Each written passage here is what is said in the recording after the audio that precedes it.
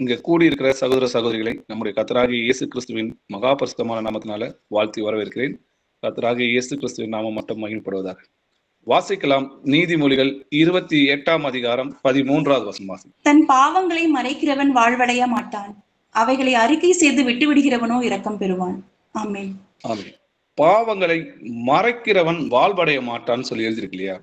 அவைகளை அறிக்கையும் செய்யணும், அப்புறம் அந்த பாவத்திலிருந்து நம்ம விடுதலையும் ஆகணும். இதைதான் கர்த்தர் விரும்புறாரு இல்லையா? இன்னைக்கு அநேகர் நம்ம தேவனுக்கு முன்னாடி ஜெபம் பண்ணும்போது பயபக்திக்குரியவருக்கு முன்னாடி நம்ம எப்படி ஜெபம் பண்றோம்? இன்னமும் அந்த பரிசேயர் மாதிரி நம்ம ஜெபம் பண்றோமா? ஆனா ஒரு உவமை சொல்றாரு இல்லையா? பரிசேயன், ஆயக்காரன், இவங்க 2 பேர் ஜெபத்தை பார்த்து ஒரு உவமை சொல்றாரு இல்லையா? அந்த பரிசேயன் என்ன பண்றான்? தேவனுக்கு முன்னாடி தன்னை நீதிமான் மாதிரி காட்டும். இதே ஆயக்காரன் தன்னை பாவங்களை அறிக்கையிட்டு வானத்தை அண்ணாந்து பார்க்கறதுக்கு பயந்துட்டு, ஏன்னா வானம் அவருடைய சிங்காசனம் இல்லையா? பூமி அவருடைய பாதபடியா இருக்கு. அதனால தன் பாவங்களை அறிக்கையிடும் போது கர்த்தர் சொல்றாரு, இவன் அல்ல அவனே நீதிமானாக்கப்பட்டான் அப்படின்னு சொல்லி ஒரு உவமையில நமக்கு விளக்கி காட்டியிருப்பார். இப்போ இன்னைக்கு நம்ம ஜெபம் பண்ணும்போது எப்படி ஜெபம் பண்ணணும்? பாவ அறிக்கையை நம்ம செய்யணும். ஏன்னா நம்ம அநேக காரியங்களை தவறும். சில பேர்லாம் நம்ம நோய்கள் பாவங்களால் தான் வருது அப்படின்னு சொன்னா அதை ஏற்கிறதுக்கு அவங்களுக்கு இருதயம் இல்லை. ஏன்னா அவங்களுக்கு முதல்ல அதற்கு காரணமே இருதய மேட்டுமை. தங்களை நீதிமான் என்று நம்பி மற்றவர்களை அற்பமாய் எண்ணுகிற சிலர் அப்படின்னு சொல்லிதான் அந்த உவமை ஆரம்பிக்கும் இல்லையா? இன்னைக்கு பரிசுத்தவான்கள் தேவனுக்கு முன்னாடி எப்படி ஜெபம் பண்றாங்க? அவங்களாம் பரிசுத்தவான்னு சாட்சி பெற்றவங்க, கர்த்தராலே சாட்சி பெற்றவங்க. ஆனாலும் கர்த்தருக்கு முன்னாடி அவங்க எப்படிலாம் ஜெபம் பண்ணாங்கன்றத சில வசனங்களோட ஆராய்ந்து பார்க்கலாம். சங்கீதம் 32 வசனம் வாசிக்கலாம். நான் என் அக்கிரமத்தை மறைக்காமல் என் பாவத்தை உமக்கு அறிவித்தேன், என் மீறுதல்களை கர்த்தருக்கு அறிக்கையிடுவேன் என்றேன். தேவரீர் என் பாவத்தின் தோஷத்தை மன்னித்தீர். ஆமென். தாவீது என்ன சொல்றாரு? நான் என் அக்கிரமத்தை மறைக்காமல் என் பாவத்தை உமக்கு முன்பாக அறிவித்தேன், என் மீறுதலை கர்த்தருக்கு முன்பாக அறிக்கையிடுகிறேன். ஆண்டவரே, நீ என் பாவங்கள் எல்லாம் மன்னிச்சுங்க. அப்போ பாவத்தை நம்ம என்ன பண்ணணும்? அறிக்கை செய்யணும். இப்போ கர்த்தரால நமக்கு ஒரு சிக்ஷை கிடைக்குதுன்னு வைங்களேன். அப்போ நம்ம என்ன செய்யணும்னு பாத்தீங்கன்னா, கர்த்தர் நீதி உள்ளவர்னு சொல்லணும். கர்த்தர் நீதி உள்ளவர், நியாயம் உள்ளவர். நீதியான நியாயத்தீர்ப்பு என்ன பண்ணாரு? என் மேல செலுத்தினாரு. இன்னமும் அவர்கிட்ட என்ன இருக்கு? இரக்கங்களுக்கு. அதனாலதான் நான் உயிரோடு இருக்கிறேன். என் மேல இரக்கமா இருக்கிறார், அதனாலதான் என்ன உயிரோடு விட்டு இருக்காரு இல்லையா? இன்னமும் அவரிடத்துல இரக்கங்கள் இருக்கிறதுனால நம்ம என்ன பண்ணோம்? கர்த்தர் நீதி உள்ளவர், நான் பாவி, என் அக்கிரமங்களை நம்ம அறிக்கை செஞ்சு கர்த்தர் நீதி உள்ளவர், என் பாவத்துக்கு ஏற்ற தண்டனையை கொடுத்தாருன்னு சொல்லணும். இன்னும் சில பேர் பரிசுத்தவான்கள் தேவனை அறிந்ததுனால தண்டனையை ஆண்டவர்கிட்ட கேட்டே வாங்குவாங்க. வாசிக்கலாம். எரேமியா 10 வசனம் வாசிக்கலாம். கர்த்தாவே, என்னை தண்டியும், ஆனாலும் நான் அவமாய் போகாதபடிக்கு உம்முடைய கோபத்தினாலே அல்ல, மட்டாய் தண்டியும். ஆமென். ஆமென். எரேமியா சொல்றத பாருங்க. கர்த்தாவே, என்னை தண்டியும், ஆனால் நான் அவமாய் போகாதபடிக்கு உங்க கோபத்தினால என்னை தண்டிக்காதீங்க.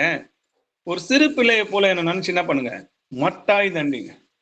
உங்களுடைய பிள்ளையா நினைத்து என்ன பண்ணுங்க? என்னை மட்டாய் தண்டிங்கன்னு சொல்றாரு இல்லையா? சங்கீதம் 119 வசனம் வாசிக்கலாம். கர்த்தாவே, உமது நியாய தீர்ப்புகள் நீதி உள்ளதென்றும் உண்மையின்படி என்னை உபத்திரவப்படுத்தினீர் என்றும் அறிவேன். ஆமென். ஆமென். தாவீது உபத்திரப்பட்ட பிறகு என்ன சொல்றாருன்னு பாருங்க. கர்த்தாவே, உமது நியாய தீர்ப்புகள் நீதி உள்ளது, உண்மையின்படி நீங்க என்ன பண்ணீங்க? எனக்கு தண்டனை கொடுத்தீங்க, அதை நான் அறிந்திருக்கிறேன்னு சொல்றாரு. இன்னைக்கு நம்மளும் அப்படிதான் சொல்லணும். நமக்கு ஒரு சின்ன சிக்ஷை கிடைக்குதா, ஒரு நோய்கள் வருதா, ஒரு பலவீனங்கள் வருதா, அப்போ கர்த்தர் நீதி உள்ளவர்னு சொல்லணும். உங்களோட உண்மையின்படி என்ன பண்றீங்க? என்னை சிக்ஷிக்கிறீங்க, என்னை பிள்ளையா நினைத்து என்ன பண்றீங்க? மட்டாய் தண்டிக்கிறீங்க. இதனால உங்களுடைய கற்பனைகளை நான் கை கொள்வேன் அப்படின்னு சொல்லி அவரை மகிமைப்படுத்தணும். நாம பாவின்றத சொல்லி அவரை மகிமைப்படுத்தணும். தேவன் நீதி உள்ளவர், நாங்க அநியாயக்காரன்னு சொல்லி நம்ம பாவங்களை அறிக்கையிடணும். சங்கீதம் 119 வசனம் வாசிக்கலாம். நான் உபத்திரவப்பட்டது எனக்கு நல்லது, அதனால் உமது பிரமாணங்களை கற்றுக்கொள்ளுகிறேன். நான் உபத்திரப்பட்டது எனக்கு நல்லதுன்னு சொல்றாரு. இப்ப கர்த்தரை சிட்சிக்கிறவன் பாக்கியவான் சொல்லி எழுதியிருக்கு இல்லையா? நான் உபத்திரப்பட்டது எனக்கு நல்லது, அதனால என்ன பண்ணேன்? உங்களுடைய கற்பனைகளை நான் கற்றுக்கொண்டேன். அப்படி அந்த சிக்ஷை எனக்கு கிடைக்கலன்னு வைங்களேன், நான் பாவத்திலேயே இருந்திருப்பேன். நான் தப்பு பண்ணும்போது அது தப்புன்னு சொல்லி நம்மளுக்கு கர்த்தர் என்ன பண்ணுவார்? சில சகோதரர் மூலமாகவும் வேத வசனங்கள் மூலமாகவும் நம்மளுக்கு உணர்த்துவார். அப்பவும் நம்ம கீழ்ப்படியாம இருந்தோம்னா அவருக்கு சிக்ஷை கொடுப்பார் இல்லையா? நான் நேசிக்கிறவர்கள் எவர்களோ அவர்களை கடிந்து கொண்டு சிக்ஷிக்கிறேன், ஆகையால் நீ ஜாக்கிரதையாய் மனம் திரும்புன்னு சொல்லி வேதத்துல எழுதிருக்கு. அப்போ ஜாக்கிரதையா நம்ம என்னத்து பண்ணோம்? மனம் திரும்ப சொல்றார் கர்த்தர். பாவங்களை அறிக்கையிட்டது முக்கியம் இல்ல, மனம் திரும்புதலே முக்கியம். அப்போ உங்க பாவத்தை விட்டு நீங்க அறிக்கை பண்ணுங்க அப்படின்னு நம்ம சொன்னோம்னா அவங்களுக்கு என்ன கோபம் வரும்னு பாத்தீங்கன்னா, நாங்க பாவியா, அப்ப நீங்களா நீதிமானா அப்படின்ற ஒரு கேள்வி அவங்க கேட்பாங்க. வேதம் பாவத்தை குறித்து என்ன சொல்லுகிறது அப்படின்றத நம்ம ஆராய்ந்து பார்க்கலாம். 1 யோவான் 3ஆம் அதிகாரம் 4வது வசனம் வாசிக்கலாம். பாவம் செய்கிற எவனும் நியாய பிரமாணத்தை மீறுகிறான், நியாய பிரமாணத்தை மீறுகிறதே பாவம். ஆமென். பாவம் செய்கிற எவனும் நியாயப்பிரமாணத்தை மீறுகிறான். நியாயப்பிரமாணத்தை மீறுகிறது தான் பாவம்ன்றதை நம்ம தெரிஞ்சுக்கிறோம் இல்லையா? ஆண்டவர் எதெல்லாம் செய்யாதேன்னு சொன்னாரோ அதை மீறி செய்யறதெல்லாம் பாவம். அநீதி எல்லாமே பாவம் தான். நீதிக்கு முரண்பாடா இருக்கிற அநீதி செய்யறவங்க எல்லாமே பாவிங்க. மேட்டிமையான பார்வைகள் பாவம், அகந்தையான பேச்சு பாவம், கலகம் பாவம், பெருமை பாவம், தீய எண்ணங்கள் பாவம், பிறனை அவமதிக்கிறவன் பாவம் செய்கிறான்னு சொல்லி வேதத்துல எழுதியிருக்கு. மற்றவங்களை நிந்திக்கிறதும் பரியாசம் பண்ணுகிறதும் பாவம். இவ்வளவு எதுக்கு? ஒரு ஸ்திரீயை இச்சையோட பார்த்தா அப்படி பார்க்கிற எவனும் தன் இருதயத்தில் விபச்சாரம் செய்து ஆயிட்டு வேதத்துல எழுதிருக்கு. அப்ப இச்சையோட பார்க்கிற பார்வையும் பாவம்னு சொல்லி எழுதிருக்கு இல்லையா? வாசிக்கலாம். யாக்கோப்பு 4ஆம் அதிகாரம் 17வது வசனம் வாசிக்கலாம். ஆதலால் ஒருவன் நன்மை செய்ய அறிந்தவனாய் இருந்தும் அதை செய்யாமற் போனால் அது அவனுக்கு பாவமாய் இருக்கும். ஆமென். ஒருவன் நன்மை செய்ய அறிந்தவனாய் இருந்தும், நன்மை என்னன்றது நம்மளுக்கு கர்த்தர் நிறைய காரியங்களை போதித்திருக்கிறார் இல்லையா? அதை செய்யாமல் போனால் அது அவனுக்கு பாவமாயிருக்கு. விசுவாசத்தால் வராத அனைத்துமே பாவம்னு சொல்லி வேதத்துல எழுதிருக்கு. அப்போ விசுவாசம் இல்லாம எந்த காரியத்தை செய்தாலும் அது பாவம். அவிசுவாசி பாவம் சொல்லி எழுதிருக்கு. அவர்கள் தேவனுடைய ராஜ்யத்தில் பிரவேசிக்க முடியாதுன்னு சொல்லி எழுதிருக்கு.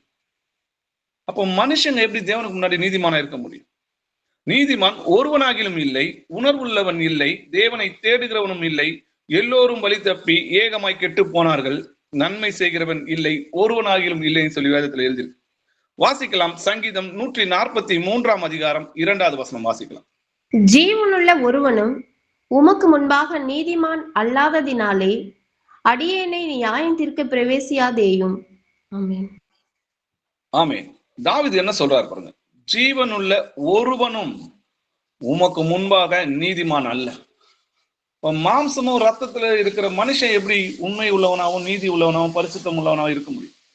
அப்ப கர்த்தரிடத்துல போய் நான் நீதிமான் சொல்றதுக்கு நம்மளுக்கு என்ன தகுதி இருக்கு?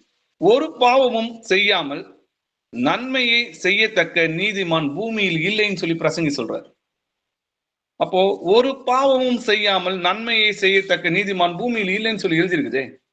அப்ப எப்படி தேவனுக்கு முன்னாடி நான் பாவம் செய்யல, நான் பரிசுத்தவான்னு இவங்க சொல்லலாம்? அப்படி சொல்றதுக்கு நமக்கு என்ன தகுதி இருக்கு? யோபு 15ஆம் அதிகாரம் 14 16 வசனங்கள் வரைக்கும் வாசிக்கும். மனுஷனானவன் பரிசுத்தமாய் இருக்கிறதற்கும் ஸ்திரீனிடத்தில் பிறந்தவன் நீதிமானாய் இருக்கிறதற்கும் அவன் எம்மாத்திரம்? இதோ தம்முடைய பரிசுத்தவான்களையும் அவர் நம்புகிறதில்லை, வானங்களும் அவர் பார்வைக்கு சுத்தமானவைகள் அல்ல. அநியாயத்தை தண்ணீரை போல குடிக்கிற மனுஷன் எத்தனை அதிகமாய் அருவருப்பும் அசுத்தமாய் இருக்கிறான். ஆமென்.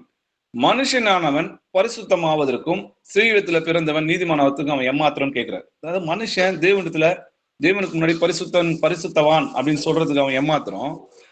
தேவ தூதர்களையும் அவர் நம்புறது கிடையாது, வானங்களும் அவருக்கு முன்னாடி பரிசுத்தமானவைகள் அல்லன்னு சொல்லி எழுதியிருக்கு. அப்போ அநியாயத்தை தண்ணீர் மாதிரி குடிக்கிற இந்த மனுஷன் எத்தனை அதிகமான அருவருப்பும் அசுத்தமா இருப்பான் யோசிச்சு பாருங்க.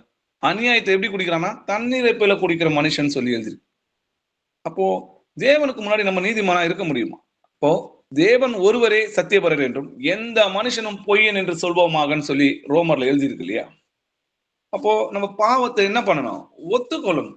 நம்ம பாவத்தை அறிக்கை செஞ்சு ஆண்டவருக்கு முன்னாடி ஒத்துக்கொள்ளணும். அந்த பாவத்திலேயே நம்ம நிலைத்திருக்க கூடாது, அதுல இருந்து விடுதலை ஆகணும். அதற்கு முதலாவது நான் பாவின்றத முதலாவது ஒத்துக்கொள்ளணும். ஏன்னா பாவிகளை தான் தேடி வந்தார், நீதிமான்களை அல்லன்றார். நாம் நீதிமான்னு சொன்னா அவர் எனக்கு தேவையில்லைன்னு சொல்லி நம்ம அறிக்கை பண்றோம். நம்மளுடைய பாவங்களை ஒத்துக்கொள்ளணும் இல்லையா? வாசிக்கலாம். ஆதியாகமம் 3ஆம் அதிகாரம் 11 13 வசனங்கள் வரைக்கும் வாசிக்கலாம். அப்பொழுது அவர், நீ நிர்வாணி என்று உனக்கு அறிவித்தவன் யார்?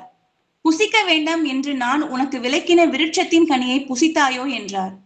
அதற்கு ஆதாம், என்னுடனே இருக்கும்படி தேவரீர் தந்த ஸ்திரீயானவள் அவ்விருட்சத்தின் கனியை எனக்கு கொடுத்தாள், நான் புசித்தேன் என்றான்.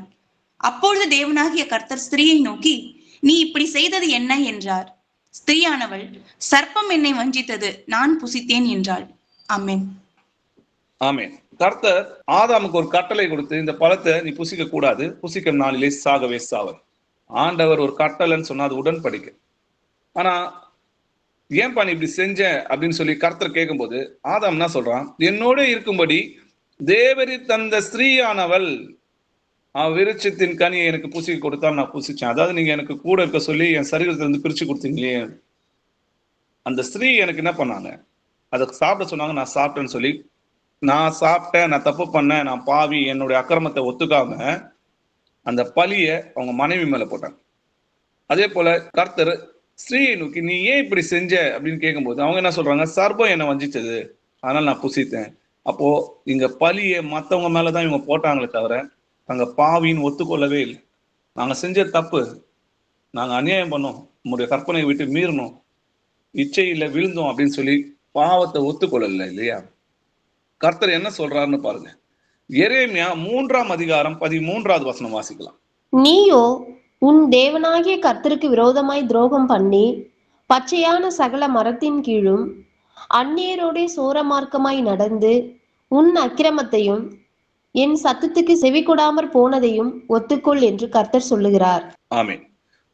உன் தேவனாகிய கர்த்தருக்கு விரோதமாய் துரோகம் பண்ணி நீ என்ன பண்ண, விக்கிராராதனை செஞ்ச, உன் அக்கிரமத்தையும் என் சத்தத்துக்கு நீ செவி கொடுக்காமல் போனதையும் ஒத்துக்கொள். அதாவது உன் பாவத்தை ஒத்துக்கொள், அறிக்கையிடுன்னு சொல்றாரு. சரி, அப்படி அறிக்கையிட்டா என்ன செய்வார்? அடுத்த கேள்வி நம்ம கேட்டு பார்க்கணும் இல்லையா. லேவியராகமம் 26ஆம் அதிகாரம் 40 42 வசனங்கள் வரைக்கும் வாசிக்கலாம். அவர்கள் எனக்கு விரோதமாக துரோகம் பண்ணி நடப்பித்த தங்கள் அக்கிரமத்தையும் தங்கள் பிதாக்களின் அக்கிரமத்தையும் அறிக்கையிடுகிறதும் அன்றி, அவர்கள் எனக்கு எதிர்த்து நடந்தபடியினால் நானும் அவர்களுக்கு எதிர்த்து நடந்து அவர்களுடைய சத்துருக்களின் தேசத்திலே அவர்களை கொண்டு போய் விட்டதையும் அறிக்கையிட்டு, விருத்த சேதனமில்லாத தங்கள் இருதயத்தை தாழ்த்தி தங்கள் அக்கிரமத்துக்கு கிடைத்த தண்டனையை நியாயம் என்று ஒத்துக்கொண்டால், நான் யாக்கோபோடே பண்ணின என் உடன்படிக்கையையும் ஈசாக்கோடே பண்ணின என் உடன்படிக்கையையும் ஆபிரகாமோடே பண்ணின என் உடன்படிக்கையையும் நினைப்பேன், தேசத்தையும் நினைப்பேன். ஆமென். ஆமென். அவர்கள் எனக்கு விரோதமாக துரோகம் பண்ணி நடப்பித்த தங்கள் அக்கிரமங்களை என்ன பண்ணோம், தங்கள் அக்கிரமங்களையும் தங்கள் பிதாக்களின் அக்கிரமங்களையும் அறிக்கையிடுகிறதும் அன்றி, விருத்த சேதனம் இல்லாத தங்கள் இருதயத்தை தாழ்த்தி தங்கள் அக்கிரமத்துக்கு கிடைத்த தண்டனை நியாயம் என்று ஒத்துக்கொண்டால். இதுதான் ரொம்ப முக்கியம். இன்னைக்கு அநேகருக்கு நோய் குணமாவதுக்கு காரணமே அதுதான். முதல்ல பாவத்தை அறிக்கையிடுவாங்க, ஆனா அவங்க அதுல இருந்து விடுதலை ஆக மாட்டாங்க. ஃபர்ஸ்ட். ரெண்டாவது, பாவத்தை அறிக்கையிட்டு அதை விட்டு விடணும். அதற்கு முன்னாடி நம்ம என்ன சொன்னோம், கர்த்தரை மகிமைப்படுத்தணும். கர்த்தர் நீதி உள்ளவர், நியாயமான தண்டனை என்ன பண்ணாரு, செஞ்சாரு. அவர் மகா இரக்கம் உள்ளவர், இன்னமும் எங்களை உயிரோடு விட்டுருக்காருன்னா அவர் இரக்கம் உள்ளவரா இருக்கிறார். நான் அநியாயம் பண்ண, அதுக்கு ஏற்ற தண்டனை, தக்க தண்டனை என்ன பண்ணாரு, கொடுத்தார். அவர் நீதிபரர்னு சொல்லி ஒத்துக்கணும். நம்மளுடைய பாவினும் தேவனை நீதிபரனும் இந்த தண்டனை எனக்கு நாயனும் ஒத்துக்கொண்டா கர்த்தர் மனதிறங்கி நம்மை மன்னித்து சந்தோஷமான ஒரு வாழ்க்கையை திரும்பவும் நம்மளுக்கு கொடுப்பார். இப்ப பரிசுத்தவான்கள்லாம் எப்படி தேவனுக்கு முன்னாடி ஜெபம் பண்றாங்க அப்படின்றத நம்ம பார்க்கலாம். ஏசாயா 64ஆம் அதிகாரம் 5-6 வசனங்கள் வாசிக்கலாம். மகிழ்ச்சியாய் நீதியை செய்கிறவர்களையும் உம்முடைய வழிகளில் உம்மை நினைக்கிறவர்களையும் சந்திக்கிறீர்.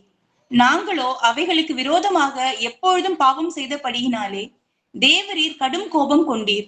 இன்னமும் தப்பி இருக்கிறோம். நாங்கள் அனைவரும் தீட்டானவர்கள் போல இருக்கிறோம். எங்களுடைய நீதிகள் எல்லாம் அழுக்கான கந்தை போல் இருக்கிறது. நாங்கள் அனைவரும் இலைகளைப் போல உதிர்கிறோம். எங்கள் அக்கிரமங்கள் காற்றை போல் எங்களை அடித்துக் கொண்டு போகிறது.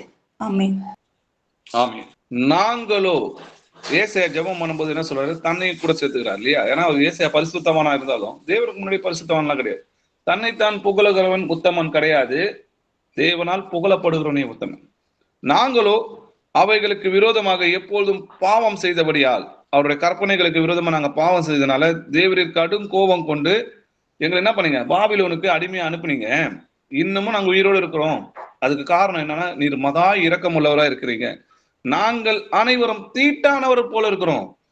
எங்களோட நீதி எல்லாம் அழுக்கான கந்தையா இருக்கு. நம்முடைய நீதின்றது சுயநீதி. சுயநீதினால தேவனுக்கு முன்னாடி நம்ம என்ன பண்ண முடியாது, நீதிமானா ஆக முடியாது. இந்த சுயநீதினால நியாயப்பிரமாணத்தின்படி நம்ம நீதிமானா ஆகலாம் அப்படின்னு நினைச்சதுனாலதான் யூதர்கள் விழுந்து போனாங்க. அதே தவிர இன்னைக்கு இருக்கிற கிறிஸ்தவர்களும் செய்து கொண்டு வருகிறாங்க. அது இயேசு கிறிஸ்துவை விசுவசிப்பதே தேவ நீதி. எப்படி தேவ நீதி அறிந்து கொள்ளலாம்? இப்போ நான் யாருக்காவது ஒரு உதவி செய்யறேன், அது நான் நான் நான் அப்படின்னு சொன்னா அது சுயநீதி. நான் கிறிஸ்துவோட செய்கையா இருக்கிறேன், அந்த எண்ணத்தையும் விருப்பத்தையும் அவர் உண்டாக்குனார் அப்படின்னு சொன்னா அது சுயநீதி இல்ல, அது விசுவாசத்தினால் வருகிற நீதி. ஏன்னா தேவன் தான் அந்த எண்ணத்தையும் சிந்தனையும் அந்த இருதயத்தையும் அதற்கான பணத்தையும் எல்லாமே அவர் தான் கொடுக்குறாரு. அதுதான் சத்தியம். அதே போல ஒரு பாவத்துல இருந்து நான் விடலன்னா, நான் இனிமேல் இதை செய்ய மாட்டேன், நான் இதை தப்பு பண்ணிட்டேன், நான் பண்ண மாட்டேன், நான் சொன்னா விடுவோம். என்னை பலப்படுத்துகிற கிறிஸ்துவினாலே எல்லாவற்றையும் எனக்கு செய்ய முடியும். கிறிஸ்துவின் நாமம் எனக்கு தரிக்கப்பட்டிருக்குது, அவரை நான் நம்பி இருக்கிறேனே அப்படின்னு சொல்லி அவர் மேல நம்பிக்கை வச்சீங்கன்னா, அவர் மேல விசுவாசத்தை வைத்தீங்கன்னா, இது தேவ நீதி. எங்களோட நீதி எல்லாம் கிழிந்த கந்தலா இருக்குது. நம்மளோட சுயநீதி எல்லாம் கிழிஞ்ச கந்தல். என்கிட்ட வெண்வஸ்திரம் வாங்கிக்கோன்னு சொல்றாரு. அதுதான் தேவ நீதி. அவரை விசுவாசிப்பதே தேவ நீதி. எஸ்ராவோட ஜெபத்தை பார்க்கலாம். எஸ்ரா 9ஆம் அதிகாரம் 15வது வசனம் வாசிக்கலாம். இஸ்ரவேலின் தேவனாகிய கர்த்தாவே, நீர் நீதியுள்ளவர். ஆகையால் இந்நாளில் இருக்கிறது போல நாங்கள் தப்பி மீந்திருக்கிறோம். இதோ நாங்கள் உமக்கு முன்பாக குற்றத்திற்குள்ளானவர்கள். இது நிமித்தம் நாங்கள் உமக்கு முன்பாக நிற்கத்தக்கவர்கள் அல்ல என்று பிரார்த்தித்தேன். ஆமே. எஸ்ராவாகிய வேத பாரகன் என்ன சொல்றார் பாருங்க. இஸ்ரவேலின் தேவனாகிய கர்த்தாவே, நீர் நீதி உள்ளவர். ஆகையால் இந்நாளில் நாங்கள் தப்பித்து மீந்திருக்கிறோம். அப்ப எங்களுக்கு கிடைத்த தண்டனை நியாயம், எங்களுக்கு நாங்க இன்னமும் கொஞ்சம் பேர் மீந்திருக்கிறோம்னா அதுக்கு காரணம் கர்த்தர் இரக்கம் உள்ளவர். இதோ நாங்கள் உமக்கு முன்பாக குற்றத்திற்குள்ளானவர்கள், அதாவது நாங்கள் பாவிகள்னு சொல்லி தேவனுக்கு முன்னாடி அறிக்கை பண்றாங்க. இது நிமித்தம் நாங்கள் உமக்கு முன்பாக என்ன கிடையாது, நிற்கத்தக்கவர்கள் அல்ல என்று ஜெபம் பண்றார். இப்போ வேத பாரகனாகிய எஸ்ராவே உமக்கு முன்னாடி நிக்கிறதுக்கு தகுதி அல்ல, ஏசையா தகுதி அல்ல அப்படின்னு சொன்னா நம்மளாம் யாரு? நெகேமியா 1ஆம் அதிகாரம் 6-7 வசனங்கள் வாசிக்கலாம். உமது அடியாராகிய இஸ்ரவேல் புத்திரருக்காக இன்று இரவும் பகலும் உமக்கு முன்பாக மன்றாடி, இஸ்ரவேல் புத்திரராகிய நாங்கள் உமக்கு விரோதமாக செய்த பாவங்களை அறிக்கையிடுகிற அடியேனுடைய ஜெபத்தை கேட்கிறதற்கு உம்முடைய செவி கவனித்தும் உம்முடைய கண்கள் திறந்தும் இருப்பதாக. நானும் என் தகப்பன் வீட்டாரும் பாவம் செய்தோம். நாங்கள் உமக்கு முன்பாக மிகவும் கெட்டவர்களாய் நடந்தோம். நீர் உம்முடைய தாசனாகிய மோசேக்கு கற்பித்த கற்பனைகளையும் கட்டளைகளையும் நியாயங்களையும் கை கொள்ளாதே போனோம். ஆமே. நெகேமியா என்ன சொல்றாரு பாருங்க. நாங்கள் உமக்கு விரோதமாய் செய்த பாவங்களை அறிக்கை எடுக்கிறோம், எங்க ஜெபத்தை கேளுங்கப்பா. நாங்கள் உமக்கு முன்பாக மிகவும் கெட்டவர்களாய் நடந்தோம், உம்முடைய கற்பனைகளை கை கொள்ளாம போனோம் அப்படின்னு சொல்லி தேவனுக்கு முன்னாடி தன்னை கெட்டவன் தான் சொல்றாரு. தன்னையும் தன் ஜனத்தையும் தாழ்த்தி தான் கர்த்தரிடத்துல நம்ம ஜெபம் பண்ணணும். சில பேர் மனுஷங்கிட்ட பேசுறது போலயே கர்த்தரிடத்துல பேசணும்னு துணிறாங்க. அப்படி நம்ம பேசக்கூடாது. அவர் பயபக்திக்குரியவர்னு சொல்லி எழுதியிருக்கு. தாவீதோட பாவ அறிக்கைங்களை பார்க்கலாம். சங்கீதம் 38ஆம் அதிகாரம் 4வது வசனம் வாசிக்கலாம். என் அக்கிரமங்கள் என் தலைக்கு மேலாக பெருகிற்று, அவைகள் பார சுமையை போல என்னால் தாங்கக்கூடாத பாரமாயிற்று. ஆமென். என் அக்கிரமங்கள் என் தலைக்கு மேலாக பெருகிட்டுன்னு சொல்லி தாவீது சொல்றாரு. அதே தாவீதை பார்த்தா கர்த்தர் சொல்றாரு, என் இருதயத்துக்கு ஏற்ற தாசன். கர்த்தரால புகழப்படணுமே தவிர நம்ம போய் கர்த்தருக்கு முன்னாடி புகழப்படக்கூடாது. நம்மளை உயர்த்தக்கூடாது. நம்ம மண் என்பதை மறந்துடக்கூடாது. சங்கீதம் 51ஆம் அதிகாரம் 1-4 வசனங்கள் வரைக்கும் வாசிக்கலாம். தேவனே, உமது கிருபையின்படி எனக்கு இரங்கும். உமது மிகுந்த இரக்கங்களின்படி என் மீறுதல்கள் நீங்க என்னை சுத்திகரியும். என் அக்கிரமம் நீங்க என்னை முற்றிலும் கழுவி என் பாவமற என்னை சுத்திகரியும். என் மீறுதல்களை நான் அறிந்திருக்கிறேன். என் பாவம் எப்பொழுதும் எனக்கு முன்பாக நிற்கிறது. தேவரீர் ஒருவருக்கே விரோதமாக நான் பாவம் செய்து உமது கண்களுக்கு முன்பாக பொல்லாங்கானதை நடப்பித்தேன். நீர் பேசும்போது உம்முடைய நீதி விளங்கவும், நீர் நியாயம் தீர்க்கும் போது உம்முடைய பரிசுத்தம் விளங்கவும் இதை அறிக்கையிடுகிறேன். ஆமென். என் மீறுதல் நீங்க என்னை சுத்திகரியும், என் அக்கிரமம் நீங்க என்னை முற்றிலும் கழுவி என் பாவமறை என்னை சுத்திகரியும் சொல்றார். இயேசு கிறிஸ்துவோட ரத்தம் சகல பாவங்கள் நீக்கி நம்மை சுத்திகரிக்கும் சொல்லி வேதத்துல எழுதியிருக்கு இல்லையா? என் மீறுதல்களை நான் அறிந்திருக்கிறேன், என் பாவம் எப்பொழுதும் எனக்கு முன்பாக நிற்கிறது. தேவரீர் ஒருவருக்கு விரோதமாய் பாவம் செய்து உமது கண்களுக்கு முன்பாக பொல்லாங்கை நடப்பித்தேன். நீங்க பாவம் எல்லாமே தேவன் ஒருவருக்கு விரோதமா தான் நம்ம செய்யறோம். நம்ம எந்த பாவமும் அது கர்த்தருக்கு விரோதமா தான் செய்யறோம். அவரோட நியாய தீர்ப்புல கேட்க கூடாதபடிக்கு இன்றே என்னுடைய பாவங்களை நான் அறிக்கை செய்து விட்டு விடுகிறேன். ஏன்னா நான் அறிக்கை செய்து விட்டு விடும்போது கர்த்தர் மன்னிக்கிறார் இல்லையா? மன்னிச்சிட்டார்னு வைங்களேன், அதை ஆள் கடல்ல தூக்கி போட்டுருவான்னு சொல்றாரு. முதுகு பின்னாடி நான் தூக்கி போட்டுருவேன் அப்படின்றாரு. திரும்ப அதை எண்ண மாட்டார், அதை பத்தி பேச மாட்டார். மனுஷன் தான் மன்னிச்சிட்டேன்னு சொல்லிட்டு திரும்ப திரும்ப பேசுவோம். கர்த்தர் மன்னிச்சாருன்னா மன்னிச்சதுதான். நியாய தீர்ப்புல அதை கேட்க மாட்டார். நியாய தீர்ப்புல என் பாவங்கள் கேட்கப்படாதபடிக்கு இன்றே நான் என்ன பண்றேன், என் பாவங்களை அறிக்கை செஞ்சு விட்டுடுறேன், என்னை மன்னிங்கப்பான்னு சொல்லி தன்னை தாழ்த்தி தேவனுக்கு முன்னாடி தன்னுடைய அக்கிரமங்களை அறிக்கை எடுக்கிற தாவீதை நம்ம பார்க்கிறோம். என் அக்கிரமத்தை நான் அறிக்கையிட்டு என் பாவத்து நிமித்தம் விசரப்படுகிறேன்னு சொல்லி சங்கீதம் 38 அதிகாரம் 18வது வசனத்துல அதே தாவீது சொல்றாரு. சங்கீதம் 41 அதிகாரம் 4வது வசனம் வாசிக்கலாம். கர்த்தாவே, என் மேல் இரக்கமாயிரும், உமக்கு விரோதமாய் பாவம் செய்தேன், என் ஆத்துமாவை குணமாக்கும் என்று நான் சொன்னேன். ஆமேன். கர்த்தாவே, உமக்கு விரோதமாய் நான் பாவம் செஞ்சேன், என் ஆத்துமாவை குணமாக்கும்னு சொல்லி கர்த்தருக்கு முன்னாடி தன்னுடைய பாவங்களை அறிக்கை எடுக்கிறத பார்க்கும். இன்னைக்கு நம்மளும் நம்முடைய பாவங்களை அறிக்கையிட்டு மனம் திரும்பணும் இல்லையா? நம்ம அநேக காரியங்களை தவிர ஃபர்ஸ்ட்லாம் பாத்தீங்கன்னா ஒரு சின்ன சின்ன மேட்டுமையா பேசுறதோ இல்ல பாக்குறதோ அதெல்லாம் நமக்கு தவறா தெரியாது. ஏன்னா நம்ம அப்பெல்லாம் ஒரு கேட்டகரி வச்சிருந்தோம். என்ன விபச்சாரம், கொலை பண்றது, திருடுறது, பொய் சொல்றது, இதுதான் பாவம். ஆனா இப்பெல்லாம் கொஞ்ச நேரம் டைம் நம்ம வேஸ்ட் பண்ணாலே நம்ம இருதயத்தை ஆண்டவர் குத்துறாரு இல்லையா? ஒரு பொருள் அதிக நேரமா இப்போ செல்லே நம்ம நிறைய நேரம் பாக்குறோம்னா நம்ம இருதயத்தை ஆண்டவர் என்ன பண்றாரு, கிழிக்கிறாரு. இது தப்பு, இது செய்யாத அப்படின்னு ஆண்டவர் உணர்த்துறது நம்மளால முடியுது இல்லையா? எதெல்லாம் அநேக காரியங்களை தவறுகிறோம்னு சொல்லி வேதத்துல எழுதிருக்கு. நம்ம சாவுக்கு ஏதுவான பாவங்கள் செய்யாம ஆண்டவர் கிருபையினால நம்ம மீட்டு கொண்டிருக்கோம். ஆனா இன்னமும் சின்ன சின்ன சின்ன சின்ன ஒரு தவறுகள் நம்ம செய்யும் போது ஆண்டவர்கிட்ட என்ன பண்ணணும், அதை தினந்தோறும் நம்ம அறிக்கையிடணும். அறிக்கையிட்டு இதுல இருந்து எனக்கு விடுதலை கொடுங்க சொல்லி நம்ம ஜெபம் பண்ணுகிறோம். நம்மளை தாழ்த்துகிறவதான் இருக்கும். கர்த்தர் நம்மை பரிசுத்தமாக்கினார், கர்த்தர் நம்மை நீதிமானாக்கினார். நம்ம எப்ப பரிசுத்தமானோம், நீதிமானானோம்? அநியாயக்காரங்க தேவனுடைய ராஜ்யத்தில் பிரவேசிக்க முடியாதுன்னு வேதத்துல எழுதியிருக்கு இல்லையா? அப்போ நம்ம அநேக பேர் எப்படி இருந்தோம்? விக்கிராராதனைக்காரனா இருந்தோம், விபச்சாரக்காரனா இருந்தோம், சுய புணர்ச்சிக்காரனா இருந்தோம், ஆண் புணர்ச்சிக்காரரும், திருடரும், பொருளாசைக்காரரும், வெறியரும், உதாசனரும், கொலைக்காரரும் தேவனுடைய ராஜ்யத்தில் பிரவேசிப்பதில்லை. உங்களில் சிலர் இப்படிப்பட்டவர்களா இருந்தீங்கன்னு சொல்லி வேதத்துல எழுதியிருக்கு. இப்போ 1 கொரிந்தியர் 6 அதிகாரத்துல 9-11 வசனம் படிச்சீங்கன்னா, உங்களில் சிலர் இப்படிப்பட்டவர்களா இருந்தீங்க, ஆயினும் கர்த்தராகிய இயேசு கிறிஸ்துவின் நாமத்தினாலும் தேவனுடைய ஆவியினாலும் கழுவப்பட்டீர்கள், பரிசுத்தமாக்கப்பட்டீர்கள், நீதிமானாக்கப்பட்டீர்கள்.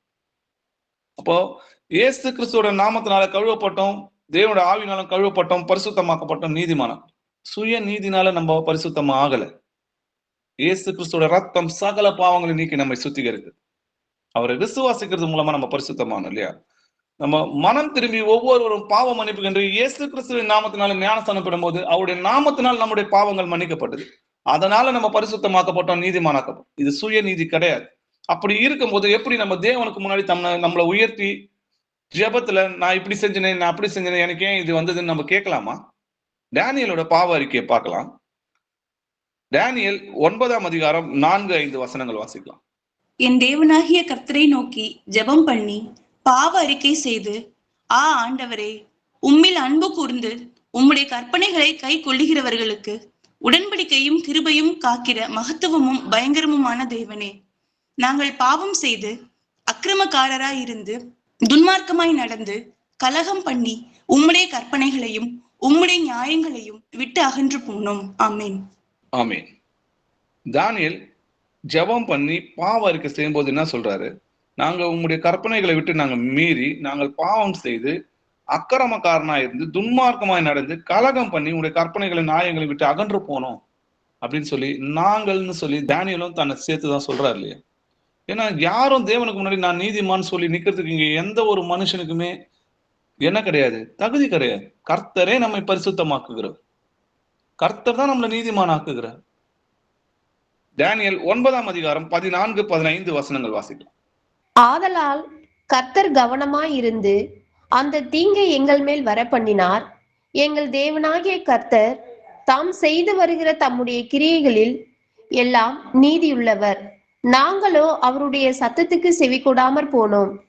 இப்போதும் உமது ஜனத்தை பலத்த கையினால் எகிப்து தேசத்திலிருந்து புறப்பட பண்ணி இந்நாள் வரைக்கும் இருக்கிறபடி உமக்கு கீர்த்தியை உண்டாக்கின எங்கள் தேவனாகிய ஆண்டவரே, நாங்கள் பாவம் செய்து துன்மார்க்கமாய் நடந்தோம்.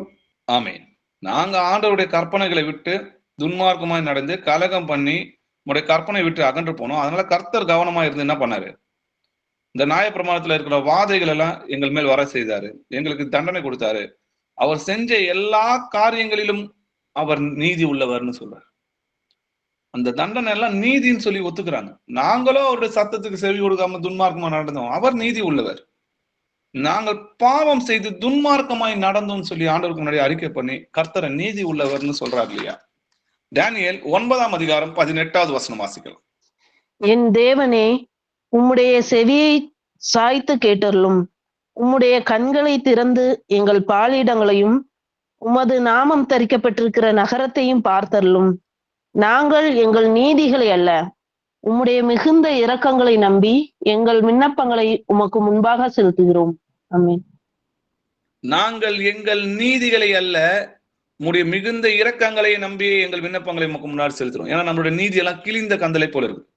இயேசு கிறிஸ்துவ சிலுவையில அறையும் போது பாத்தீங்கன்னா, நம்ம கர்த்தரை சிலுவையில அறையும் போது வலது பக்கத்திலும் இடது பக்கத்திலும் 2 கல்லர்கள் இருக்கிறாங்க இல்லையா? அதுல ஒருத்தர் பரியாசம் பண்றாரு, இன்னொருத்தரை பாத்தீங்கன்னா, நாமோ நியாயப்படி தண்டிக்கப்படுகிறோம், நாம் நடப்பித்தவைகளுக்கு தக்க பலனை அடைகிறோம், இவரோ தகாதை ஒன்றும் நடப்பிக்கவில்லையே சொல்லி அவனை கடிந்து கொள்றாரு. அந்த பரியாசம் பண்ணோம்னா அவர் கடிந்து கொள்றாரு. என்ன சொல்றாரு?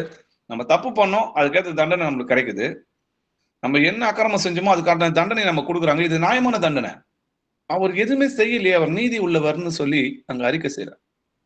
மறிக்க போகிற அந்த மனுஷனை பார்த்து, ஏன்னா இந்த 2 கல்லனுக்கு முன்னாடியும் ஜீசஸ் மறிக்கிறார் இல்லையா? அப்போ இயேசுவை நோக்கி ஆண்டவரே என்றார். ஆண்டவர்னா ராஜாவேன்னு அர்த்தம். ராஜாவே, நீர் உம்முடைய ராஜ்யத்தில் வரும்போது அடியனை நினைத்தருளுன்றார். அப்போ ஜீசஸ் சொல்றாரு, இன்றைக்கே நீ என்னுடைய பரதேசில் இருப்பார். அப்போ முதல்ல நம்ம பாவின்னு ஒத்துக்கணும், பாவத்துக்கு ஏற்ற தண்டனை நாயன்னு ஒத்துக்கணும், அவர் நீதி உள்ளவர்னு சொல்லணும். உடனே நமக்கு கர்த்தர் சொல்றாரு, இன்றே நீ பரதேசில் இருப்பாய். இதெல்லாம் நமக்கு திஷ்டாந்தமா எழுதப்பட்டிருக்கு. அப்போ நமக்கு ஒரு சிற்றை கிடைக்குதுன்னா, கர்த்தர் நீதி உள்ளவர், நான் அநியாயக்காரன் சொல்லணும், நான் அக்கிரமக்காரன், இன்னமும் கலகம் பண்ணின்னு இருக்கிறேன், இன்னமும் பாவத்துக்கு விரோதமா ஏதோ செய்யறேன், அதனாலதான் எனக்கு இந்த வேதனை வருகிறது நம்ம ஒத்துக்கணும். இன்னைக்கு பாவி சொன்னாலே அவங்களுக்கு கோபம் வருது இல்லையா? பவுல் என்ன சொல்றார் பாருங்க, பாவிகளை ரட்சிக்கிறதுக்கு கிறிஸ்து இயேசு உலகத்தில் வந்தார் என்கின்ற வார்த்தை உண்மையும் எல்லா அங்கீகரிக்கமும் பாத்திரமானது, அவர்களில் பிரதான பாவி நான் அப்படின்னு சொல்றார். இதே பாத்தீங்கன்னா யோவான் ஸ்நானர்கிட்ட ஞானஸ்தானம் பெறவங்க எல்லாம் தங்கள் பாவங்களை அறிக்கையிட்டு யோர்தான் நதியில என்ன பண்ணாங்க? ஞானஸ்தானம் பெற்றாங்க. அப்ப பாவ அறிக்கை செஞ்சுதான் என்ன பண்ணணுமோ, ஒவ்வொருவரும் மனம் திரும்பி பாவ மன்னிப்புக்கு என்று இயேசு கிறிஸ்து நாமத்துல நம்ம ஞானஸ்தானம் பெறவங்கதான் நம்ம பரிசுத்தமாக்கப்படுறோம், நீதிமானாக்கப்படுறோம். நம்ம சுய நீதியினால நம்ம பரிசுத்தவனா ஆக முடியாது, நீதிமானா ஆக முடியாது. கர்த்தரே நம்மை பரிசுத்தமாக்குகிறார். அப்போ எல்லோரும் பாவத்தை அறிக்கை செஞ்சு விட்டு விடுகிறத நம்ம பாக்குறோம் இல்லையா? அப்போஸ்தலர் 19ஆம் அதிகாரம் 18-19 வசனங்கள் வாசிக்கிறோம். விசுவாசித்தவர்களில் அநேகர் வந்து தங்கள் செய்கைகளை வெளிப்படுத்தி அறிக்கையிட்டார்கள். மாயவித்தைக்காரராய் இருந்தவர்களில் அநேகர் தங்கள் புஸ்தகங்களை கொண்டு வந்து எல்லாருக்கும் முன்பாக சுட்டெரித்தார்கள். அவைகளின் கிரயத்தை தொகை பார்த்து 50,000 வெள்ளிக்காசாக கண்டார்கள். ஆமென். விசுவாசித்தவர்கள் அநேகர் வந்து தங்கள் செய்கைனா தங்களுடைய பாவங்களை வெளிப்படுத்தி அறிக்கையிட்டாங்க. அது மட்டும் கிடையாதுங்க, வெறும் நான் பாவ அறிக்கை செஞ்சுட்டேன் ஆனா என் பாவம் நீங்கிடுமான்னு கேட்டா இல்ல. நீங்க பாருங்க, மாய வித்தைக்காரராக இருந்தவர்களில் அநேகர் தங்கள் புஸ்தகங்களை கொண்டு வந்து எல்லோருக்கும் முன்பாக என்ன பண்ணாங்க? சுட்டெரித்தாங்கன்றதை நம்ம பார்க்கிறோம். அப்ப அந்த பாவத்துக்கு காரணதா இருக்கிறத விட்டு வரணும். பாவத்தை அறிக்கை செய்து அதை விட்டு விடுகிறவனே இரக்கம் பெறுவான்னு சொல்லி எழுதியிருக்கு இல்லையா? இயேசு கிறிஸ்துடைய ரத்தம் சகல பாவங்களை நீக்கி நம்மை சுத்திகரிக்கும். நமக்கு பாவம் இல்லை என்போமானால் நம்மை நாமே வஞ்சிக்கலா இருப்போம். சத்தியம் நமக்குள் இராதுன்னா இயேசு கிறிஸ்து தான் சத்தியம், நானே வழியும் சத்தியமும் ஜீவனுமா இருக்கிறேன். அதனாலதான் பவுல் சொல்றாரு, இயேசு கிறிஸ்து உங்களுக்குள் இருக்கிறாரா சோதித்து பாருங்க. நம்முடைய பாவங்களை நாம் அறிக்கையிட்டால் பாவங்களை நமக்கு மன்னித்து எல்லா அநியாயத்தையும் நீக்க நம்மை சுத்திகரிப்பதற்கு அவர் உண்மையும் நீதி உள்ளவராய் இருக்கிறார்னு சொல்லி வேதத்தில் எழுதியிருக்கு. நாம் பாவம் செய்யவில்லை என்போமானால் நாம் அவரை பொய்யராக்குகிறாராய். நம்ம பாவின்னு சொன்னா தேவனை மகிமைப்படுத்துகிறோம். ஆண்டவர் ஒரு ஓமையை சொல்றார் இல்லையா? வாசிக்கலாம். லூக்கா 15ஆம் அதிகாரம் 18 21 வசனங்கள் வரைக்கும் வாசிக்கலாம். நான் எழுந்து என் தகப்பனிடத்திற்கு போய், தகப்பனே, பரத்துக்கு விரோதமாகவும் உமக்கு முன்பாகவும் பாவம் செய்தேன். இனிமேல் உம்முடைய குமாரன் என்று சொல்லப்படுவதற்கு நான் பாத்திரன் அல்ல. உம்முடைய கூலிக்காரரில் ஒருவனாக என்னை வைத்துக் கொள்ளும் என்பேன் என்று சொல்லி எழுந்து புறப்பட்டு தன் தகப்பனிடத்தில் வந்தான். அவன் தூரத்தில் வரும்போதே அவனுடைய தகப்பன் அவனை கண்டு மனதுருகி ஓடி அவன் கழுத்தை கட்டி கொண்டு அவனை முத்தம் செய்தான். குமாரன் தகப்பனை நோக்கி, தகப்பனே, பரத்துக்கு விரோதமாகவும் உமக்கு முன்பாகவும் பாவம் செய்தேன். இனிமேல் உம்முடைய குமாரன் என்று சொல்லப்படுவதற்கு நான் பாத்திரன் அல்ல என்று சொன்னான். ஆமென். இந்த ஓமை நல்லா இருக்கு, எல்லாருக்குமே நல்லா தெரியும்ல. நல்ல குமாரன், கெட்ட குமாரன் கதை. அந்த கெட்ட குமாரன் ஒரு ஊர்ல போய் அந்த வேதனை அனுபவிக்கும் போது தனக்கு ஆகாரம் இல்லாம பன்றிகள் சாப்பிடுறதுக்கு பிரியமா இருந்தோம், அது அவங்களுக்கு கிடைக்காம போகுது இல்லையா? அப்போ அவனுக்கு புத்தி வந்த போதுன்னு சொல்லி அந்த இடத்துல நீ வாசிச்சீங்கன்னா வேதத்துல எழுதியிருக்கோம். அவனுக்கு புத்தி வந்த போது, நான் எங்க அப்பா கிட்ட போவேன், எங்க அப்பா கிட்ட போயிட்டு, தகப்பனே, பரத்துக்கும் உமக்கும் விரோதமா நான் பாவம் செஞ்சேன்னு சொல்வேன், அவர்கிட்ட நான் ஒரு வேலைக்காரனா நான் போய் சேர்ந்துப்பேன் அப்படின்னு அதை கேட்கணும்னு அவனுக்கு இருதயத்துல தோணுது இல்லையா? அததான் புத்தி. நம்ம ஆண்டவர்கிட்ட தான் போய் மனம் திரும்பணும். ஆண்டவர்கிட்ட தான் போய் நம்ம பாவங்களை அறிக்கணும். மனுஷன் நம்மளோட பாவத்துங்களை பரியாசம் பண்ணுவான். கர்த்தரோ மனதிறங்கி நம்மளை மன்னிக்கிறவரா இருக்கு. என் குமாரனாகிய இவன் மரித்தான், திரும்பவும் உயிர்ப்பித்தான், காணாமல் போனான், திரும்பவும் காணப்பட்டான் என்று சொல்லி அவனோட அனைத்து சந்தோஷப்படுகிறத நம்ம பார்க்கிறோம். ஒரு பாவி மனம் திரும்பி தேவனிடத்துல திரும்பும் போது பரலோக ராஜ்யத்தில் சந்தோஷமும் மன மகிழ்ச்சியும் உண்டாயிருக்குன்றதை நம்ம பார்க்கிறோம். லூக்கா 19ஆம் அதிகாரம் 8-9 வசனங்கள் வாசி. சகேயு நின்று கர்த்தரை நோக்கி, ஆண்டவரே, என் ஆஸ்திகளில் பாதியை ஏழைகளுக்கு கொடுக்கிறேன். நான் ஒருவனிடத்தில் எதையாகிலும் அநியாயமாய் வாங்கினது உண்டானால் நாளத்தனையாக திரும்ப செலுத்துகிறேன் என்றான். இயேசு அவனை நோக்கி, இன்றைக்கு இந்த வீட்டுக்கு ரட்சிப்பு வந்தது, இவனும் ஆபிரகாமுக்கு குமாரனாய் இருக்கிறானே. ஆமே. சகேயு வீட்டுக்கு கர்த்தர் வருகிறார் இல்லையா? உன் வீட்டுக்கு நான் வரம் பண்ணுமே அவருக்கு அவ்வளவு சந்தோஷம் இல்லையா? ஆண்டவர் நீ இதை செய் அதை செய், நாங்க இப்படி வசனம் பாத்தீங்கன்னா ஆண்டவர் எதுவுமே சொல்லியிருக்க மாட்டாரு. சகேயவே என்ன சொல்றாரு? ஆண்டவரே, என் ஆஸ்திகளில் பாதியை ஏழைகளுக்கு கொடுக்கிறேன். நான் ஒரு இடத்தில் எதையாகிலும் அநியாயமாய் வாங்கினது உண்டானால் அதை நான் நாளத்தினே திருப்பி தரப்பா அப்படின்னு சொல்றாரு. கர்த்தர் சொல்றாரு, இன்றைக்கு இந்த வீட்டுக்கு ரட்சிப்பு வந்து. பாவங்களை அறிக்கையிடுகிறது முக்கியம் இல்ல, அதை விட்டு விடணும். எதெல்லாம் நம்ம அநியாயமா சம்பாதிச்சோமோ அதை திரும்பவும் கொடுக்கணும். எதெல்லாம் அக்கிரமமா நம்ம சம்பாதிச்சோமோ அதெல்லாம் திரும்பவும் கொடுக்கணும். இதைதான் கர்த்தர் சொல்றாரு. இதுதான் பாவ அறிக்கை. சும்மா நான் பாவ அறிக்கை செஞ்சுட்டு அந்த அநியாயமான பணத்தை நம்மளே வச்சுட்டு இருந்தோம்னா அது பாவம். எதெல்லாம் கர்த்தர் நம்மளுக்கு அநீதின்னு சொல்றாரோ அதெல்லாம் விட்டுணும். நீங்கள் சொஸ்தமடையும்படிக்கு உங்கள் குற்றங்களை ஒருவருக்கு ஒருவர் அறிக்கையிட்டு ஒருவருக்காக ஒருவர் ஜெபம் பண்ணுங்க. நீதிமான் செய்யும் ஊக்கமான வேண்டுதல் மிகவும் பலனுள்ளதா இருக்குதுன்னு சொல்லி எழுதிருக்கு இல்லையா? அப்ப நம்ம பாவங்களை ஒருவருக்கு ஒருவர் அறிக்கையிட்டு ஒருவருக்காக ஒருவர் ஜெபம் பண்ணுங்கன்னு சொல்றாரு. இன்னைக்கு அநேகருக்கு பலவீனங்களும் நோய்களும் எதனால வருதுன்னு பாத்தீங்கன்னா இந்த பாவங்களால் தான். இந்த பாவங்களை அறிக்கை எடுக்கிறதுக்கு அவங்களுக்கு என்ன கிடையாது, என்ன செஞ்சேனே அவங்களுக்கு தெரியுது. மேட்டிமையான பேச்சு, கலகம், மற்றவர்களுக்கு இடர்ல உண்டாக்குறது, மற்றவங்களை நிந்திக்கிறது, அதுவும் தேவனோட சபைக்கு விரோதமா பேசுறது, இதெல்லாமே சாவுக்கு எதுவான பாவங்கள்ல இருக்கும். ஏன்னா பரிசுத்தாவுக்கு விரோதமா பாவம் செய்யறோம் மன்னிக்கப்படுவது இல்லைன்னு சொல்லி எழுதியிருக்கு இல்லையா? நோய்கள் பாவங்களாலதான் வருது அப்படின்றத சில வசனங்களால பார்க்கலாம். ஒரு படுக்கையில் இருந்த திமிர்வாதக்காரனை ஒரு இடத்துல கொண்டு வராங்க இல்லையா? அப்ப ஆண்டவர் என்ன சொல்றாரு? அவங்க விசுவாசத்தை பார்த்து திமிர்வாதக்காரனை நோக்கி, மகனே திடன்கொள், உன் பாவங்கள் உனக்கு மன்னிக்கப்பட்டதுன்னு சொல்றாரு. அப்போ பாவங்கள் மன்னிக்கப்பட்டதுன்னு சொன்னே ஆட்டோமேட்டிக்கா நோய் குணமாகுது அங்க நம்ம பார்க்கிறோம். அப்போ நம்மளுடைய பாவங்கள் அதிகரிக்கும் போது நோய்கள் சரீரத்துல வருது நம்ம பார்க்கிறோம் இல்லையா? இதற்கு இன்னொரு வசனத்தையே பார்க்கலாம். யோவான் 5ஆம் அதிகாரம் 5-6 வசனங்கள் வாசிக்கலாம். 38 வருஷம் வியாதி கொண்டிருந்த ஒரு மனுஷன் அங்கே இருந்தான். படுத்திருந்த அவனை இயேசு கண்டு, அவன் வெகு காலமாய் வியாதியஸ்தன் என்று அறிந்து அவனை நோக்கி, சொஸ்தமாக வேண்டும் என்று விரும்புகிறாயா என்று கேட்டார். ஆமீன். ஆமீன். 38 வருஷம் ஒருத்தன் வியாதியா இருக்கிறத பார்த்து கர்த்தர் மனதுருகி, நீ குணமடைய விரும்புறாயா அப்படின்னு கேட்கிறாரு. இயேசு அவனை நோக்கி, எழுந்திரு, உன் படுக்கை எடுத்துக்கொண்டு போ அப்படின்னு சொல்றாரு. அதுக்கப்புறம் அவன் குணமாகி நடந்து போறார் இல்லையா? அதற்கப்புறம் சில நாட்கள் அப்புறம் கர்த்தர் அவனை பார்க்கிறாரு. அவனை பார்க்கும்போது என்ன சொல்றாருன்னு பார்க்கலாம். யோவான் 5ஆம் அதிகாரம் 14வது வசனம் வாசிக்கலாம். அதற்கு பின்பு இயேசு அவனை தேவாலயத்திலே கண்டு, இதோ நீ சொஸ்தமானாய், அதிக கேடானதொன்றும் உனக்கு வராதபடி இனி பாவம் செய்யாதே என்றார். இயேசு அவனை தேவாலயத்துல பார்த்து என்ன சொல்றாரு? நீ சுகமானப்பா, ஆனா அதிக கேடொன்றும் உனக்கு வராதபடிக்கு இனி பாவம் செய்யாதனா. இப்ப ஏற்கனவே உனக்கு இந்த நோய் வந்தது எதனால? இதே பாவத்தினால்தான். இதை நான் மன்னிச்சிருக்கேன், உனக்கு குணமாயிருக்க. திரும்பவும் போய் அதிக பாவம் செஞ்சு இன்னும் அதிகமான கேடு உனக்கு உண்டாக்கிக்காத அப்படின்னு சொல்லி எச்சரிக்கிறத நம்ம பார்க்கிறோம். நீதிபரரா இருக்கிற இயேசு நமக்காக பரிந்து பேசுகிறார்னு சொல்லி வசனம் எழுதியிருக்கு இல்லையா? வாசிக்கலாம். லூக்கா 13ஆம் அதிகாரம் 6-9 வசனங்கள் வரைக்கும் வாசிக்கலாம். அப்பொழுது அவர் ஒரு உவமையையும் சொன்னார். ஒருவன் தன் திராட்சை தோட்டத்தில் ஒரு அத்திமரத்தை நட்டிருந்தான். அவன் வந்து அதிலே கனியை தேடின போது ஒன்றும் காணவில்லை. அப்பொழுது அவன் தோட்டக்காரனை நோக்கி, இதோ 3 வருஷமாய் இந்த அத்திமரத்திலே கனியை தேடி வருகிறேன், ஒன்றையும் காணவில்லை. இதை வெட்டி போடு, இது நிலத்தையும் ஏன் கெடுக்கிறது என்றான். அதற்கு அவன், ஐயா, இது இந்த வருஷமும் இருக்கட்டும், நான் இதை சுற்றிலும் கொத்தி எரு போடுவேன்.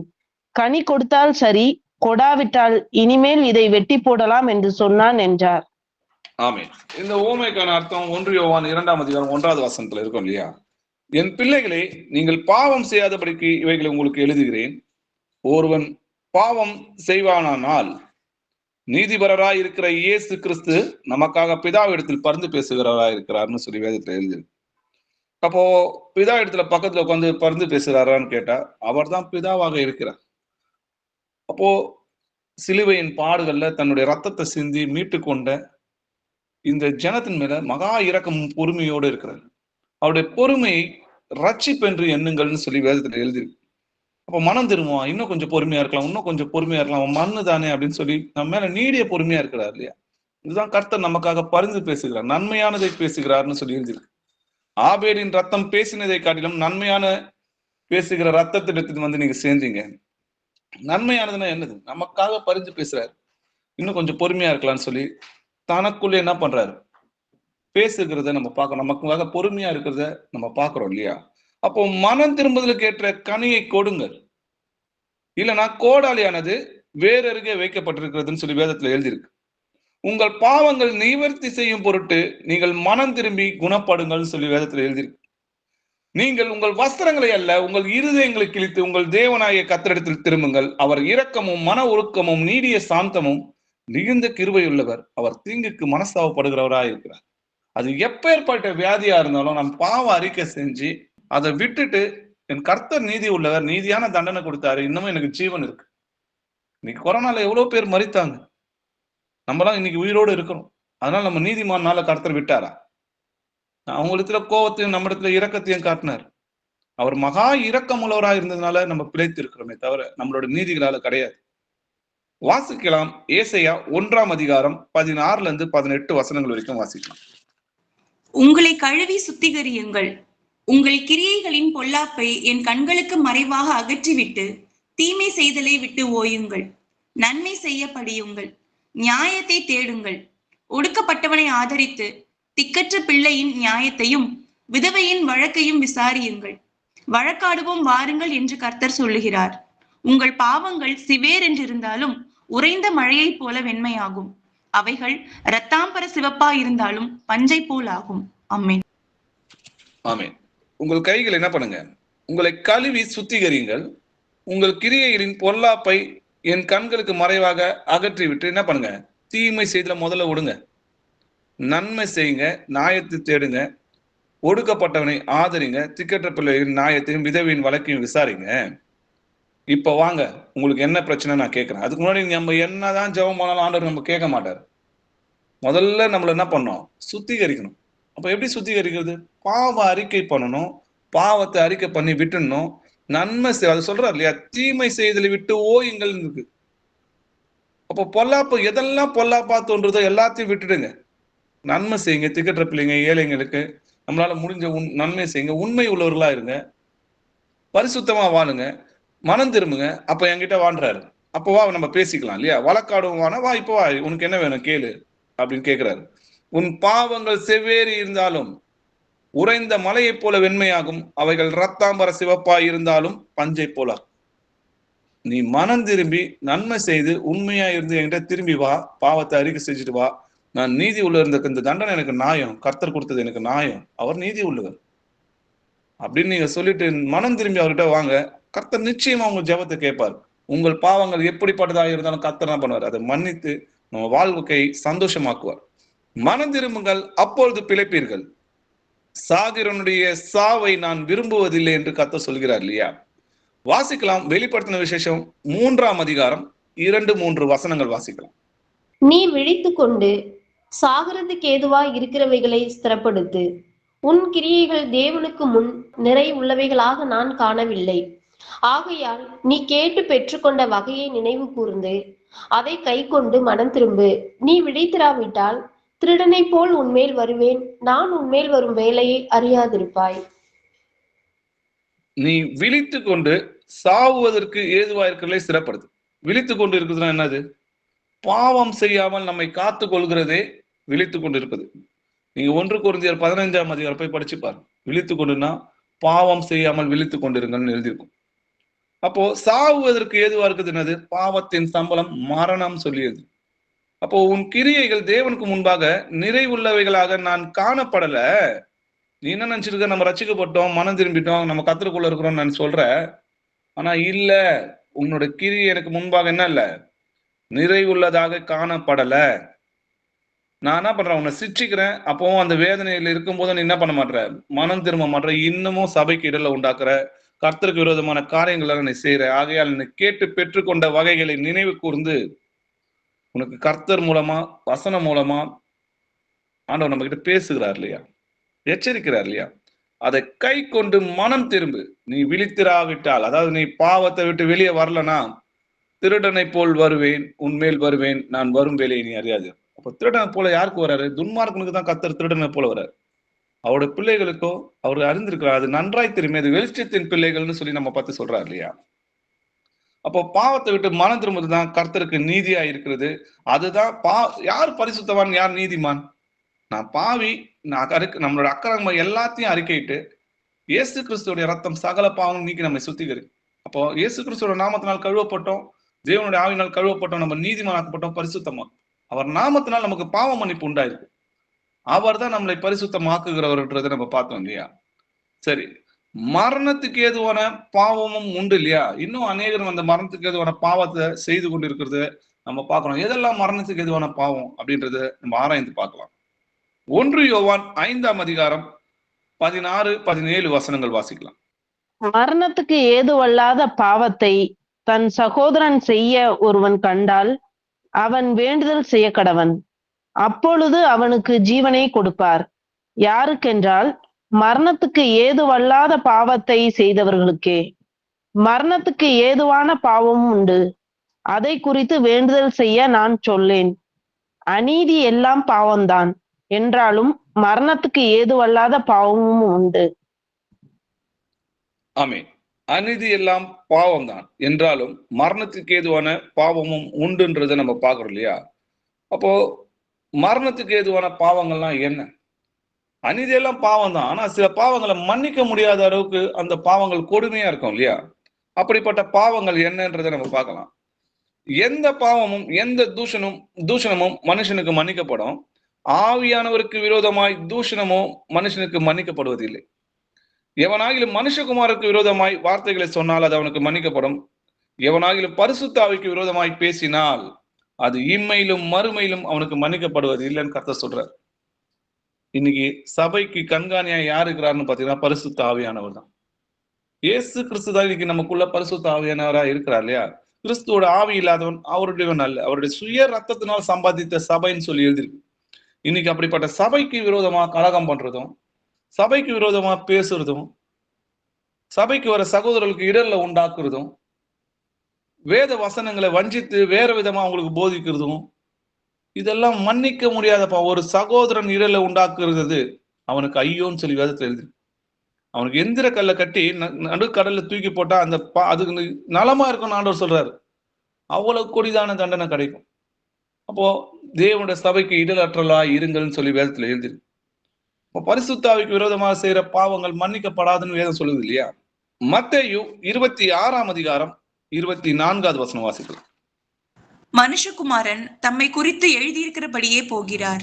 ஆகிலும் எந்த மனுஷனால் மனுஷகுமாரன் காட்டிக் கொடுக்கப்படுகிறாரோ அந்த மனுஷனுக்கு ஐயோ, அந்த மனுஷன் பிறவாதிருந்தான் ஆனால் அவனுக்கு நலமாயிருக்கும் என்றார். ஆமென். ஆமென். இங்க பாத்தீங்கன்னா இயேசு கிறிஸ்துவ காட்டி கொடுக்கிற யூதாசை பத்தி சொல்றாரு இல்லையா? அவன் பிறவாமல் இருந்தா அவனுக்கு நலமா இருக்கும், அவனுக்கு ஐயோன்னு சொல்றாரு. இப்போ குற்றமற்ற ரத்தத்தை அவன் காட்டி கொடுக்குறான் இல்லையா? சரி, அந்த பாவத்தை அவன் உணர்ந்தானா, மனஸ்தாவப்பட்டானா கேட்டீங்கன்னா மனஸ்தாவப்பட்டார், உணர்ந்தான் தான். ஆனா அவனுக்கு மன்னிப்பு கிடைக்கல. ஏன்னா ஆண்டவர்கிட்ட போய் மன்னிப்பு கேட்கறதுக்கான இருதயமே அவங்களுக்கு இல்லாம போச்சு. ஏன்னா அவ்வளவு கொடுமையான அந்த பரிசுத்தமுள்ள தேவனை என்ன பண்ணா அவன் காட்டி கொடுத்தான் இல்லையா? மத்தேயு 27ஆம் அதிகாரம் 3-4 வசனங்கள் வாசிக்கலாம்.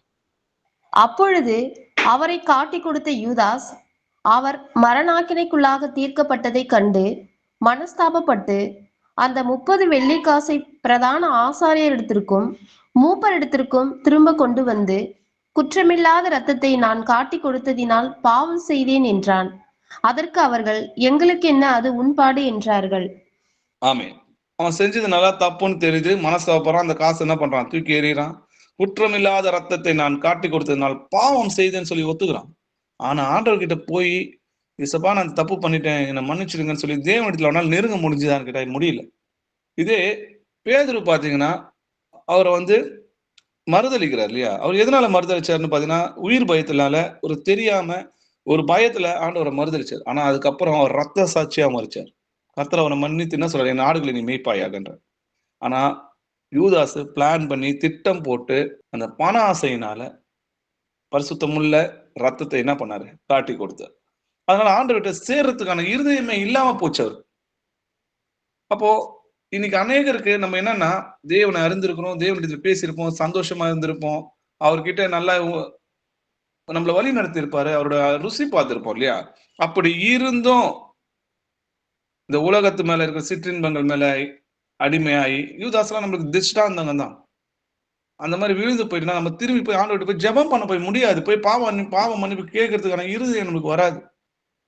வாசிக்கலாம், எபிரேயர் 6ஆம் அதிகாரம் 4-6 வசனங்கள் வரைக்கும் வாசிக்கலாம். ஏனெனில் ஒரு தரம் பிரகாசிக்கப்பட்டும் பரம ஈவை ருசி பார்த்தும் பரிசுத்த ஆவியை பெற்றும் தேவனுடைய நல் வார்த்தையையும் இனிவரும் உலகத்தின் பலன்களையும் ருசி பார்த்தும் மறுதளித்து போனவர்கள் தேவனுடைய குமாரனை தாங்களே மறுபடியும் சிலுவையில் அறைந்து அவமானப்படுத்துகிறபடியால் மனம் திரும்புகிறதற்கு ஏதுவாய் அவர்களை மறுபடியும் புதுப்பிக்கிறது கூடாத காரியம். ஒரு தினம் பிரகாசிக்கப்பட்டோம். எப்ப பிரகாசிக்கப்பட்டோம்? இயேசுவை தேவன் என்பதை அறிஞ்சோம். பாத்தீங்களா? அவர் தான் கர்த்தர், அவர் நமக்காக மனிதனா இறங்கி வந்து நமக்காக ஜீவனை கொடுத்தார்னு அந்த அன்பை ருசி பார்த்தோம் இல்லையா? அப்பதான் நம்ம பரிசுத்தாவை பெற்றோம். ரட்சிப்பின் சுவிசேஷத்தை கேட்டு விசுவாசிகளான போது வாக்குத்தத்தம் பண்ணப்பட்ட பரிசுத்தாவிக்குள் முத்திரை பண்ணப்பட்டோம். தேவனுடைய நல்வார்த்தையும் இனிவரும் உலகத்தின் பலன்களையும் ருசி பார்த்தோம். நித்திய ஜீவனை கொடுப்பாரு. 1000 வருஷ அரசாட்சியில நம்மள ஆசாரியனும் ராஜாக்களும் ஆக்குவேன்னு சொன்னார். அப்படிப்பட்ட எல்லாத்தையும் நம்ம ருசி பார்த்துட்டு திரும்ப ஒரு இச்சை மேல விழுந்து நம்ம அப்புறமா மன்னிப்பு கேட்டுக்கலாம், இப்ப இந்த இச்சையை அனுபவிச்சிடலாம் அப்படின்னு தன்னைத்தானே வஞ்சித்து மறுதளித்து போனவர்கள் தேவனுடைய குமாரனை தாங்களே மறுபடியும் சிலுவையில் இறந்து அவமானப்படுத்துகிறபடியால் மனம் திரும்புவதற்கு ஏதுவாய், நல்லா வசனம் பாருங்க, மனம் திரும்புவதற்கு ஏதுவாய் அவர்களை மறுபடியும் புதுப்பிக்கிறது கூடாத காரியம். போய் நிக்க முடியாது, அவரோட சன்னிதானத்தில் போய் நிக்க முடியாது. ஏன்னா நம்ம இருதயம் பொல்லாத இருதயம் ஆயிடுச்சு இல்ல. தேவனை விட்டு விலகுவதற்கு ஏதுவான பொல்லாத இருதயம் உங்களில் ஒருவனுக்கும் இராதபடிக்கு எச்சரிக்கையாயிருங்கன்னு சொல்றாரு. கர்த்தரும் இரட்சகருமாய் இருக்கிற இயேசு கிறிஸ்துவை அறிகிற அறிவினாலே உலகத்தின் அசுத்தங்களுக்கு தப்பினவர்கள் மறுபடியும் அவைகளில் சிக்கி கொண்டால், எந்தெந்த பாவத்துல இருந்தெல்லாம் கர்த்தர் நம்மளை விடுதலாக்குறாரோ திரும்பவும் போய் அதே பாவத்தை நம்ம செஞ்சோம்னா அவர்கள் பின்னிலைமை முன்னிலைமையோட கேடு உள்ளதா இருக்கும்னு சொல்லி வேதத்துல எழுதியிருக்கு.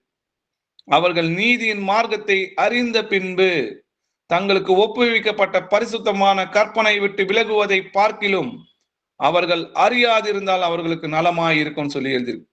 நாய் தன் கக்கினதை தின்னவும் கழுவப்பட்ட பன்றி சேற்றில் புரளவும் திரும்பினது என்று சொல்லப்பட்ட பழமொழிக்கு அவங்க என்ன பண்றாங்க? ஒப்பா இருக்கிறாங்க. நம்ம சத்தியத்தை அறிஞ்சு போய் திரும்ப போய் நம்ம பாவம் செய்யக்கூடாது. இது சத்தியம். ஆண்டவர் சொல்லுவார், இது செய்யாத அப்படின்னு நம்ம இருதயத்துல உணர்த்துவார். இதை பண்ணாத. சகோதரர் சொல்லுவாங்க, இது செய்யாத. அப்பவும் அந்த பாவத்திலே அவங்க நிலைத்திருந்து அந்த பாவத்தோட இச்சைக்கு அடிமாகி திரும்பவும் எதுல இருந்து விடுதலை ஆனாங்களோ திரும்ப போய் அதுல போய் சிக்கி கொண்டாங்கன்னா அவங்களோட முன்னிலைமை பின்னிலைமையோட கேடு உள்ளதா இருக்கும் இல்லையா? எபிரேயர் 10ஆம் அதிகாரம் 26 29 வசனங்கள் வரைக்கும் வாசிக்கலாம்.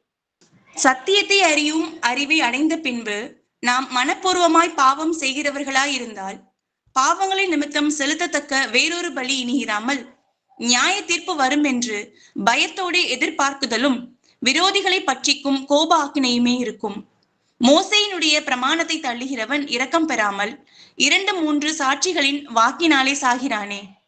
தேவனுடைய குமாரனை காலின் கீழே மிதித்து தன்னை பரிசுத்தம் செய்த உடன்படிக்கையின் இரத்தத்தை அசுத்தம் என்று எண்ணி கிருபையின் ஆவை நிந்திக்கிறவன் எவ்வளவு கொடிதான ஆக்கினைக்கு பாத்திரவானா இருப்பான் என்பதை யோசித்து பாருங்கள்.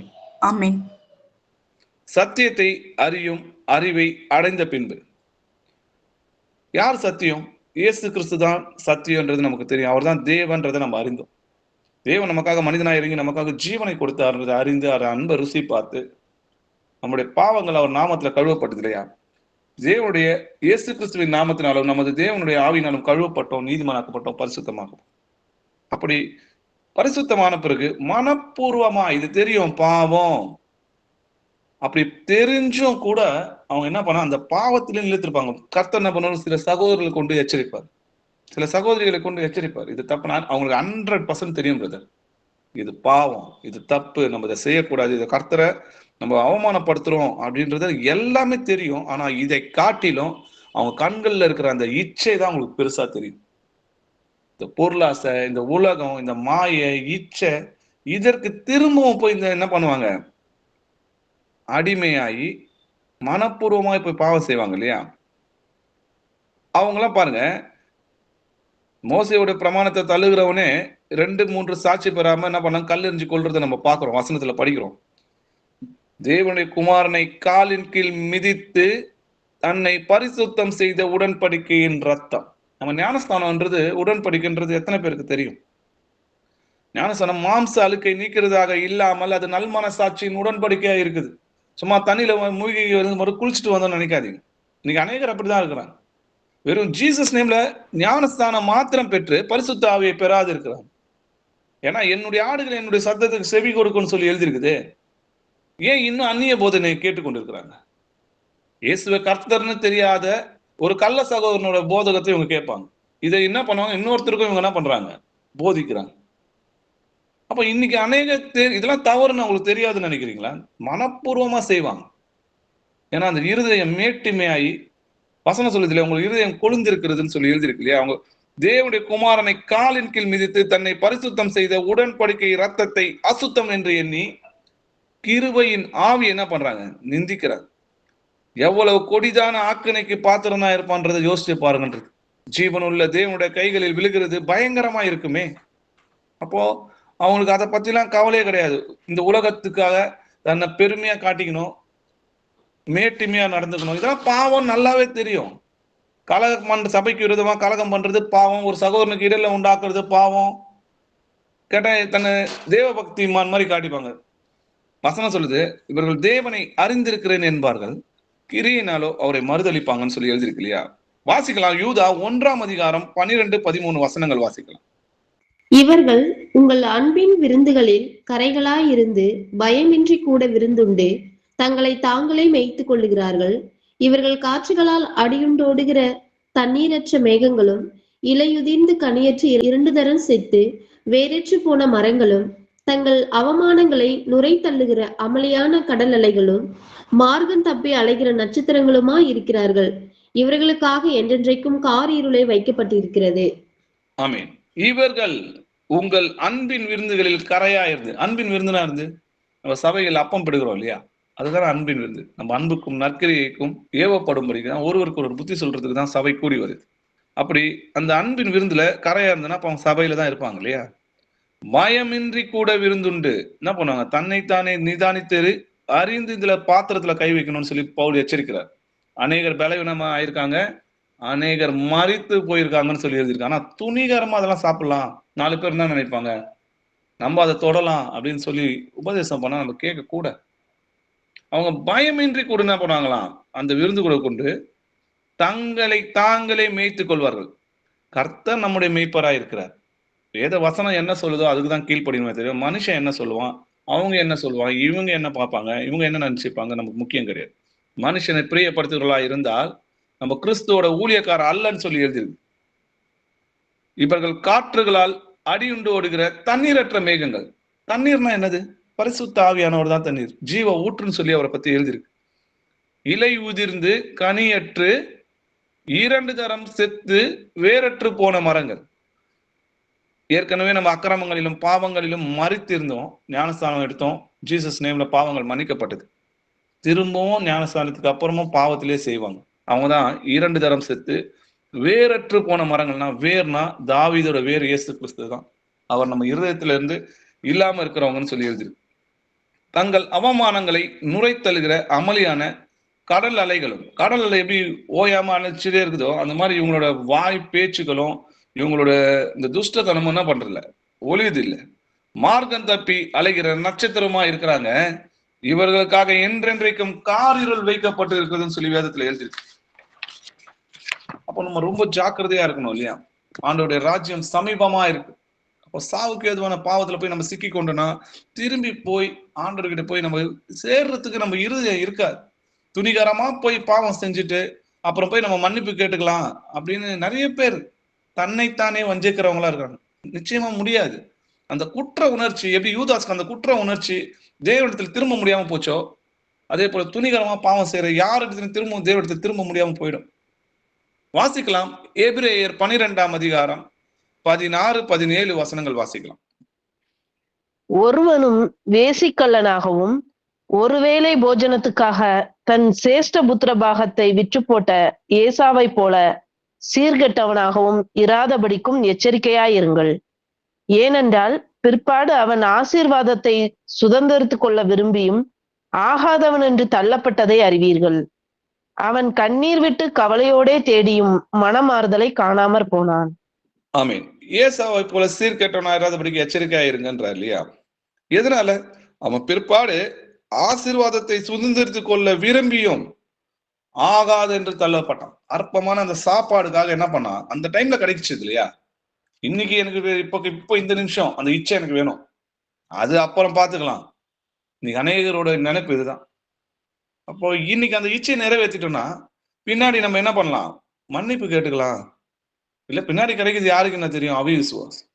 ஆனா அதற்கப்புறம் பிற்பாடு அவன் ஆசீர்வாதத்தை சுதந்திரித்து கொள்ள விரும்பியும் ஆகாதென்று தள்ளப்பட்டதையும் அறிவீர்கள்.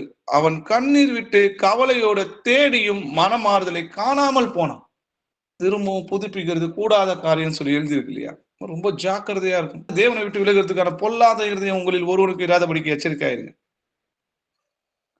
ஆனபடியாலே அவருடைய இளைப்பாறுதலில் பிரவேசிப்பதற்கான வாக்கு தத்தம் நமக்கு உண்டாயிருக்க உங்களில் ஒருவனும் அதை அடையாமல் பின்வாங்கி போனவனாக காணப்படாதபடிக்கு பயந்து இருக்க கடும். அப்போ கர்த்தர் பயபக்திக்குரியவர்னு சொல்லி வேதத்துல எழுதியிருக்கு. அவருக்கு முன்னாடி நம்மளை தாழ்த்தி நம்மளோட பாவங்களை அறிக்கையிடும். பாவங்களை அறிக்கையிட்டு என்ன பண்ணும், முதல்ல அதை விட்டு விடணும் இல்லையா? அப்பதான் அவன் இரக்கம் பெறுவான். முதல்ல நமக்கு ஒரு சிச்சையில இருக்கிறோமா, கர்த்தர் நீதி உள்ளவர்னு சொல்லுங்க. அவர் நீதியாய் என்னை என்ன பண்ணாரு, தண்டித்தார், மட்டாய் தண்டித்தார். அவருடைய கோபத்துல தண்டிக்காம என்ன மட்டாய் பிள்ளையா தண்டித்திருக்கிறார் இல்லையா? அப்போ ஆண்டவர் சொல்றாரு, கர்த்தர் சொல்றாரு, நான் நேசிக்கிறவர்களோ அவர்களை கடிந்து கொண்டு சிச்சிக்கிறேன், ஜாக்கிரதையை மனந்திரும். கர்த்தர் நம்ம பிள்ளையா நினைச்சுதான் நம்மளை சிச்சிக்கிறார். அந்த சிச்சையை அற்பமா எண்ணாது. மனம் திரும்பி நம்ம என்ன பண்ணோம், அவருடைய எந்த விஷயத்துல நம்ம விழுந்தோம் அதை நினைவு கூர்ந்து நம்ம என்ன பண்ணோம், ஆண்டவர்கிட்ட, ஏசப்பா இந்த சிச்சை எனக்கு கிடைச்சது, நீங்க என்ன நேசிக்கிறீங்க, நீ நீதி உள்ளவர், இந்த தண்டனை எனக்கு நியாயம். சோதம் குமராவை நீங்க படிக்க பார்த்தீங்கன்னா நீதி உள்ள தண்டனைன்னு சொல்லி எழுதிருக்கு. அத்தனை பேருக்கு மறிச்சாலும் அது நீதி உள்ள தண்டனை. இன்னைக்கு 3ஆம் முழங்க போறதுல அநேக பேர் மறிப்பாங்க. அதுவும் நீதி உள்ள ஆக்கினைன்னு சொல்லி எழுதியிருக்கு. அப்படி இருக்கும்போது ஒவ்வொரு தனிப்பட்ட மனுஷனும் துன்பத்தையும் வேதனையும் அனுபவிக்கிறான்னா அவன் நம்மளுடைய பாவங்களால் தான். அப்போ கர்த்தர் நீதி உள்ளவர், கர்த்தர் உண்மை உள்ளவர், பரிசுத்தம் உள்ளவர். நாங்கள் பாவம் செஞ்சோம், நாங்க அவருடைய கற்பனை விட்டு விலகி போனோம், அதனால எங்களுக்கு சிக்ஷை கிடைச்சது. கர்த்தர் மகா இரக்கம் உள்ளவர், உண்மை உள்ளவர். இன்னமும் நாங்க பிழைத்திருக்கிறோம். கர்த்தர் எங்களை மன்னிக்கிறதுக்கு மகா இரக்கமும் கிருபை உள்ளவரா இருக்கிறாருன்னு சொல்லி நம்ம பாவினோம். அந்த பாவத்தை அறிக்கையிட்டு விட்டுட்டு தேவனை மகிமைப்படுத்துவானா நம்ம பாவங்கள் மன்னிக்கப்பட்டு நம்ம சுகமடையும், நம்ம வாழ்க்கை சுகமடையும், நம்ம ஆண்டவருடைய ராஜ்யத்துல நம்ம இருப்போம். அந்த கல்லனை எப்படி ஆண்டவர் ரட்சித்தார்ன்றது நினைவு கூர்ந்து பாருங்க. இதெல்லாம் நமக்கு திஷ்டாந்தமா இருக்குது. நான் என் பாவங்களை மறைக்காமல் என் பாவத்தை உமக்கு முன்பாக அறிவித்தேன், என் மீறுதலை கர்த்தருக்கு அறிக்கையிடுவேன் என்றேன். தேவரீர் என் பாவத்தையும் ஜோசத்தையும் மன்னித்தேன். ஆமென். அப்பா, உம்மை துதிக்கிறோம், உம்மை போற்றுகிறோம். நீ நல்லவர், வல்லவர், இரக்கமும் நீதியும் கிருபை உள்ள தேவனா இருக்கிற கர்த்தாவே, இந்த ஜெபிக்கிற வேலையை தந்த கிருபைக்காக நன்றி செலுத்துகிறோம் கர்த்தாவே. அப்பா, இங்க கூடியிருக்கிற எல்லா சகோதரர்களையும் சகோதரிகளையும் அவர்கள் பிள்ளைகளையும் கர்த்தராகிய இயேசு கிறிஸ்துவின் நாமத்தினால ஆசீர்வதிக்கிறேன்ப்பா. அவங்க இன்னும் தேவனுக்குரிய வரங்கள்ல, ஆவிக்குரிய வரங்கள்ல மேல்மேலும் வளரணும்ப்பா. வேதத்தை நல்லா கற்று தேர்ந்து அதன்படி நடக்கவும் அவர்களுக்கும் எங்களுக்கும் கத்துக் கொடுங்கப்பா. அப்பா, நாங்கள் அனைவரும் உமக்கு முன்பாடி எங்களோட நீதி எல்லாம் கிழிந்த கந்தலை போல இருக்குது ராஜா. எங்களோட சுயநீதி எடுத்து உங்ககிட்ட நாங்க வரலப்பா. நாங்க அநியாயக்காரங்க, நாங்க அக்கிரமக்காரங்க. எவ்வளோ பாவத்துல இருந்த என்ன எங்களை மீட்டு கொண்டு வந்தார், எங்களை ரட்சித்திருக்காதாவே, பாவத்திலிருந்து எங்களுக்கு விடுதலை ஆக்கினிருக்காதாவே. அப்பா, இன்னமும் நாங்க நீதி செய்யணும்ப்பா. பரிசுத்தம் உள்ளவன் பரிசுத்தமாகட்டும் கர்த்தாவே. இன்னும் நாங்க அதிகமா பரிசுத்தமானப்பா. இன்னும் எந்தெந்த கரிகையெல்லாம், இன்னும் எந்தெந்த செய்கை எல்லாம், இன்னும் பேச்சில பார்வையில கிருபை புரிந்த வசனம் எங்ககிட்ட வருதா? எங்கள் வசனம் உப்பால் சாரமேறி இருக்கிறதா அப்படின்றத நாங்க உணர்ந்து கிரியையிலையும் செய்கையிலையும் பேச்சிலையும் சிந்தனையிலையும் எல்லாத்துலயும் எங்களை பரிசுத்தமாக்குப்போம். அதுல இன்னும் நாங்க என்ன குறை உள்ளவரா இருக்கோம்? நாங்க குறை உள்ளவங்க தான். நாங்க அநேகக்காரங்க தான்.